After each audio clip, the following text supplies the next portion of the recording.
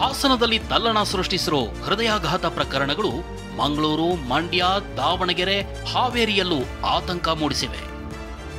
ಮಂಡ್ಯದ ಮಳವಳ್ಳಿ ತಾಲೂಕಿನ ಅಟ್ಟುವನಹಳ್ಳಿಯಲ್ಲಿ ನೀರು ಕುಡಿಯುವಾಗಲೇ ಕುಸಿದು ಬಿದ್ದು 55 ವರ್ಷದ ಪುಟ್ಟಸ್ವಾಮಿ ಸಾವನ್ನಪ್ಪಿದ್ದಾರೆ. ಜಮೀನಿಂದ ಮೇಕೆಗೆ ಮೇವು ತಂದಿಟ್ಟಿದ್ದ ಪುಟ್ಟಸ್ವಾಮಿ ಕುಡಿಯಲು ಬಿಸಿ ನೀರು ಕೇಳಿದ್ರು. ಆದ್ರೆ ನೀರು ಕುಡಿಯುವಾಗಲೇ ಹೃದಯಾಘಾತವಾಗಿದೆ. ಆಸ್ಪತ್ರೆಗೆ ಕರೆದೊಯ್ದ್ರು. ಅಷ್ಟರಲ್ಲಾಗಲೇ ಪುಟ್ಟಸ್ವಾಮಿ ಮೃತಪಟ್ಟಿದ್ದಾರೆ. ಇತ್ತ ಮಂಗಳೂರಿನ ಸುರತ್ಕಲ್ನಲ್ಲಿರೋ ಕೃಷ್ಣಾಪುರದಲ್ಲಿ ಹೃದಯಾಘಾತದಿಂದ ಕುಸಿದ ಇಂಜಿನಿಯರಿಂಗ್ ವಿದ್ಯಾರ್ಥಿ 18 ವರ್ಷದ ಅಫ್ತಾಬ್ ಕೊನೆಯುಸಿರೆಳೆದಿದ್ದಾನೆ.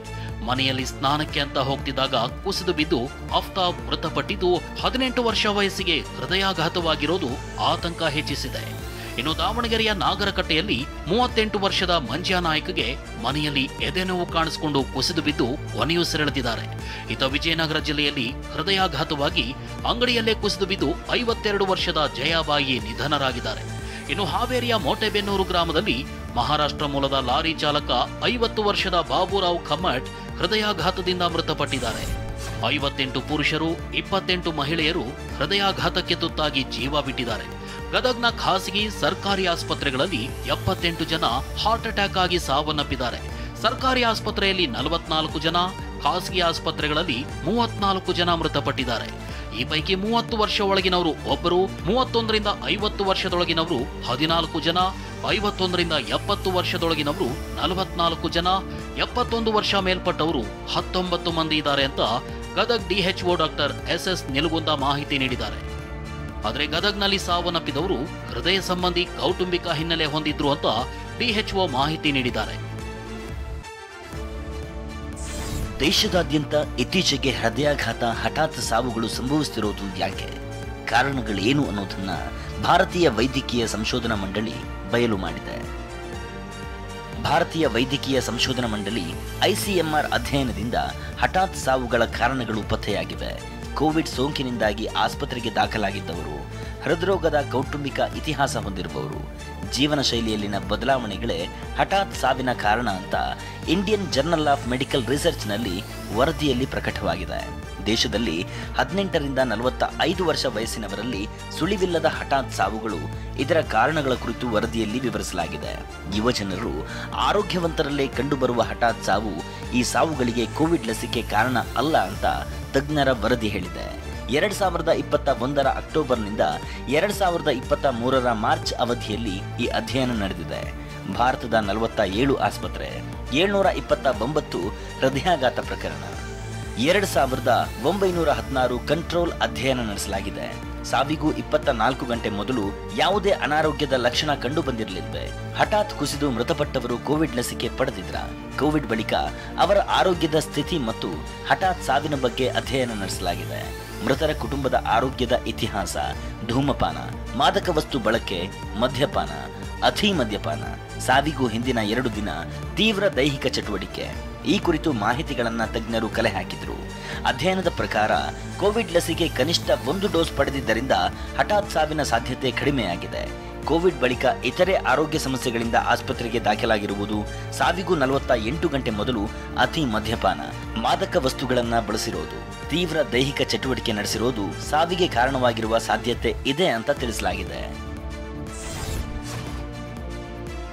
ಹಾಸನವನ್ನ ಬೆಚ್ಚಿ ಬೀಳಿಸಿರೋ ಸರಣಿ ಹೃದಯಾಘಾತ ಪ್ರಕರಣಗಳ ಸಂಬಂಧ ಹಾಸನದ ವೈದ್ಯಕೀಯ ಆಸ್ಪತ್ರೆಯಲ್ಲಿ ಜಿಲ್ಲೆಯ ಶಾಸಕರಿಂದ ಸಭೆ ನಡೆಸಲಾಗಿದೆ. ಕಾಗದ ಪತ್ರ ಸಮಿತಿ ಅಧ್ಯಕ್ಷ ಶಾಸಕ ಎಚ್.ಡಿ. ರೇವಣ್ಣ ಅಧ್ಯಕ್ಷತೆಯಲ್ಲಿ ಸಭೆ ನಡೆದಿದ್ದು, ಕೆಲ ಶಾಸಕರು, ಹಾಸನ ವೈದ್ಯಕೀಯ ಆಸ್ಪತ್ರೆ ತಜ್ಞ ವೈದ್ಯರು, ಅಧಿಕಾರಿಗಳು ಭಾಗಿಯಾಗಿದ್ರು. ಸಭೆಯಲ್ಲಿ ಮಾತನಾಡಿದ ಎಚ್.ಡಿ. ರೇವಣ್ಣ, ಹೃದಯಾಘಾತದಿಂದ ಸರಣಿ ಸಾವಿಗೆ ಮಾಂಸಾಹಾರ ಸೇವನೆ ಕಾರಣ ಅಂದ್ರು. ಇನ್ನು ಜಿಲ್ಲೆಯಲ್ಲಿ ಸರಣಿ ಹೃದಯಾಘಾತ ತಡೆಗೆ ಆರೋಗ್ಯ ಸೇವೆಗಳ ಅಭಿವೃದ್ಧಿಗಾಗಿ 10 ಕೋಟಿ ರೂಪಾಯಿ ಅನುದಾನ ಒದಗಿಸುವಂತೆ ರೇವಣ್ಣ ಆಗ್ರಹಿಸಿದರು.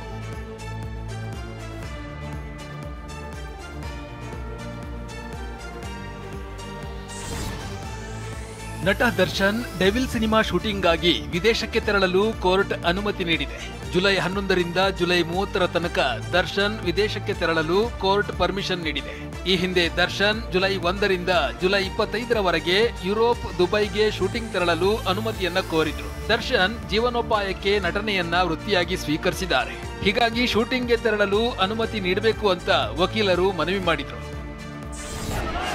ಸಿಐಡಿ ತನಿಖೆ ವೇಳೆ RCB CEO Rajesh Menon, marketing head Nikhil ಸೋಸ್ಲೆಯಿಂದಲೇ ಕಾರ್ಯಕ್ರಮದ ನಿರ್ಧಾರವಾಗಿತ್ತು ಅನ್ನೋದು ಗೊತ್ತಾಗಿದೆ.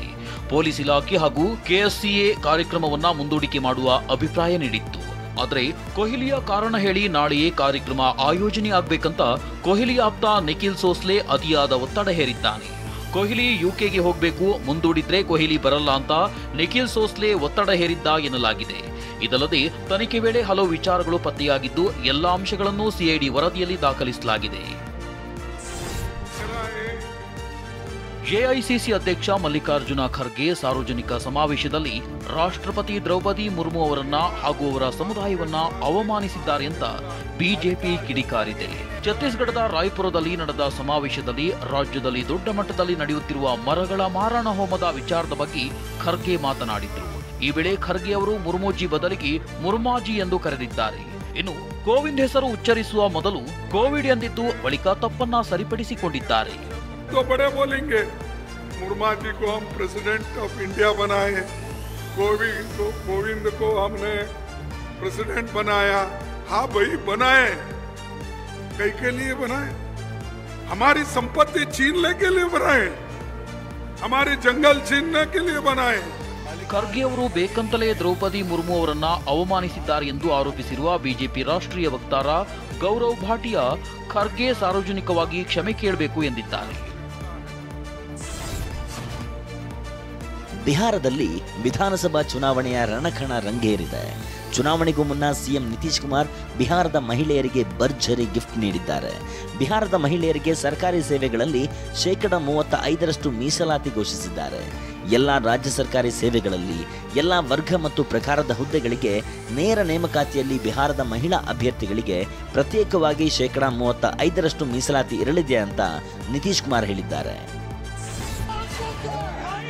ಮಹಾರಾಷ್ಟ್ರದಲ್ಲಿ ಭಾಷಾ ಸಮರ ಭುಗಿಲೆದ್ದಿದೆ. ಮರಾಠಿ ಭಾಷೆ ಮಾತನಾಡದ ವ್ಯಾಪಾರಿ ಮೇಲೆ ಮಹಾರಾಷ್ಟ್ರ ನವನಿರ್ಮಾಣ ಸೇನೆ ಕಾರ್ಯಕರ್ತರು ಹಲ್ಲೆ ನಡೆಸಿದರು. ವ್ಯಾಪಾರಿ ಮೇಲೆ ಹಲ್ಲೆ ವಿರೋಧಿಸಿ ಬಿಜೆಪಿ ಕಾರ್ಯಕರ್ತರು ಪ್ರತಿಭಟನೆಯನ್ನ ನಡೆಸಿದರು. ಬಿಜೆಪಿ ಪ್ರತಿಭಟನೆಗೆ ಪ್ರತಿಯಾಗಿ ಇದೀಗ ಮಹಾರಾಷ್ಟ್ರ ನವನಿರ್ಮಾಣ ಸೇನೆಯ ಕಾರ್ಯಕರ್ತರು ಬೀದಿಗಿಳಿದಿದ್ದಾರೆ. ಮಹಾ ನವನಿರ್ಮಾಣ ಸೇನೆಯ ಕಾರ್ಯಕರ್ತರನ್ನ ಪೊಲೀಸರು ವಶಕ್ಕೆ ಪಡೆದಿದ್ದಾರೆ.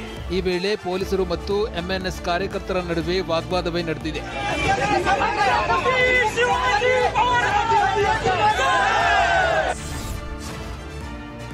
ನಾಳೆ ಭಾರತ್ ಬಂದ್ಗೆ ಕರೆ ನೀಡಲಾಗಿದೆ. ರೈತ ಸಂಘ ಬೆಂಬಲಿತ 10 ವಿವಿಧ ಕೇಂದ್ರ ಕಾರ್ಮಿಕ ಒಕ್ಕೂಟಗಳು ಭಾರತ ಬಂದ್ಗೆ ಕರೆ ನೀಡಿದೆ. ಕೇಂದ್ರ ಸರ್ಕಾರದ ಕಾರ್ಪೊರೇಟ್ ಸುಧಾರಣೆಗಳನ್ನು ವಿರೋಧಿಸಿ ಬಂದ್ಗೆ ಕರೆ ನೀಡಲಾಗಿದೆ. ಈ ಸುಧಾರಣೆಗಳು ಕಾರ್ಮಿಕರ ರಕ್ಷಣೆಯನ್ನ ಕುಂಠಿತಗೊಳಿಸಿವೆ, ರೈತರನ್ನು ನಿರ್ಲಕ್ಷಿಸಿವೆ ಮತ್ತು ಅಸಮಾನತೆ ಹೆಚ್ಚಿಸಿವೆ ಅಂತ ಕಾರ್ಮಿಕ ಒಕ್ಕೂಟಗಳು ಆರೋಪಿಸಿವೆ. ದೇಶದಾದ್ಯಂತ 25 ಕೋಟಿಗೂ ಹೆಚ್ಚು ಕಾರ್ಮಿಕರು ಬಂದ್ನಲ್ಲಿ ಪಾಲ್ಗೊಳ್ಳುವುದರಿಂದ ಹಲವು ಸಾರ್ವಜನಿಕ ಸೇವೆಗಳಲ್ಲಿ ವ್ಯತ್ಯಯವಾಗುವ ಸಾಧ್ಯತೆ ಇದೆ.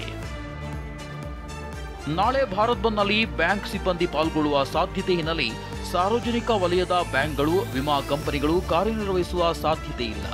ಇನ್ನು ಕಲ್ಲಿದ್ದಲು, ಖನಿಜ ಗಣಿಗಾರಿಕೆ ಕಾರ್ಯಾಚರಣೆ, ಅಂಚೆ ಸೇವೆಗಳು ಸಹ ಲಭ್ಯವಿರುವುದಿಲ್ಲ. ಇನ್ನು ಪಶ್ಚಿಮ ಬಂಗಾಳ, ಕೇರಳ, ತಮಿಳುನಾಡು, ಪಂಜಾಬ್ ರಾಜ್ಯಗಳಲ್ಲಿ ರಾಜ್ಯ ಸಾರಿಗೆ ಬಸ್ ಸೇವೆ ಸ್ಥಗಿತವಾಗುವ ಸಾಧ್ಯತೆ ಇದೆ. ಇನ್ನು ಶಾಲಾ ಕಾಲೇಜುಗಳು ಎಂದಿನಂತೆ ತೆರೆದಿರಲಿವೆ. ಖಾಸಗಿ ಕಚೇರಿಗಳು, ಐಟಿ ಕಂಪನಿಗಳು, ಆಸ್ಪತ್ರೆಗಳು, ತುರ್ತು ಸೇವೆಗಳು ಮತ್ತು ರೈಲು ಸೇವೆಗಳು ಎಂದಿನಂತೆ ಕಾರ್ಯಾಚರಿಸಲಿವೆ. ಡಿಕೆ ಸುರೇಶ್ ಹೆಸರು ಬಳಸಿ ಐಶ್ವರ್ಯ ಗೌಡ ವಂಚನೆ ಪ್ರಕರಣಕ್ಕೆ ಸಂಬಂಧಪಟ್ಟಂತೆ ಮಾಜಿ ಸಂಸದ ಡಿಕೆ ಸುರೇಶ್ 2ನೇ ಬಾರಿ ಇಡಿ ವಿಚಾರಣೆಗೆ ಹಾಜರಾಗಿದ್ರು.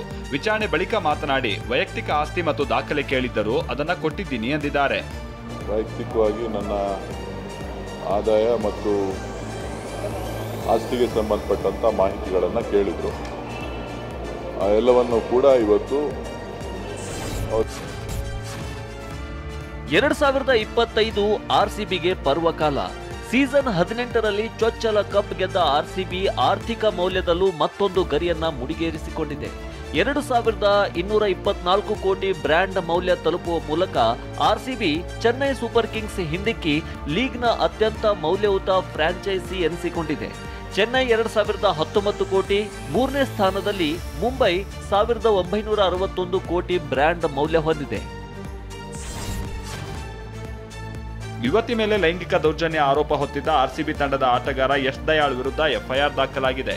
ಮದುವೆ ಆಗೋದಾಗಿ ನಂಬಿಸಿ 5 ವರ್ಷದಿಂದ ಸಂಬಂಧ ಹೊಂದಿದ್ದು ಈಗ ವಂಚಿಸಿದ್ದಾರೆ ಅಂತ ಸಂತ್ರಸ್ತೆ ಆರೋಪಿಸಿದ್ದರು. ಈ ಹಿನ್ನೆಲೆ ದಯಾಳು ವಿರುದ್ಧ ಗಾಜಿಯಾಬಾದ್ನ ಇಂದಿರಾಪುರ ಪೊಲೀಸ್ ಠಾಣೆಯಲ್ಲಿ ಎಫ್ಐಆರ್ ದಾಖಲಾಗಿದೆ. 2025ರ ವಿಶ್ವ ಬಾಕ್ಸಿಂಗ್ ಕಪ್ ಆಸ್ಥಾನದಲ್ಲಿ ಐತಿಹಾಸಿಕ ಪ್ರದರ್ಶನ ನೀಡಿದ ನಂತರ ಭಾರತದ ವನಿತೆಯರ ತಂಡ ದೆಹಲಿಯ ಐಜಿಐ ಏರ್ಪೋರ್ಟ್ಗೆ ವಿರೋಚಿತ ಸ್ವಾಗತದೊಂದಿಗೆ ಬಂದಿಳಿದಿದೆ. ಭಾರತೀಯ ಮಹಿಳಾ ಕುಸ್ತಿಪಟುಗಳು 3 ಚಿನ್ನ, 5 ಬೆಳ್ಳಿ ಮತ್ತು ಕಂಚು ಸೇರಿ 11 ಪದಕ ಗೆಲ್ಲುವ ಮೂಲಕ ವಿಶ್ವ ಬಾಕ್ಸಿಂಗ್ ಕಪ್ ಇತಿಹಾಸ ಬರೆದಿದ್ದಾರೆ.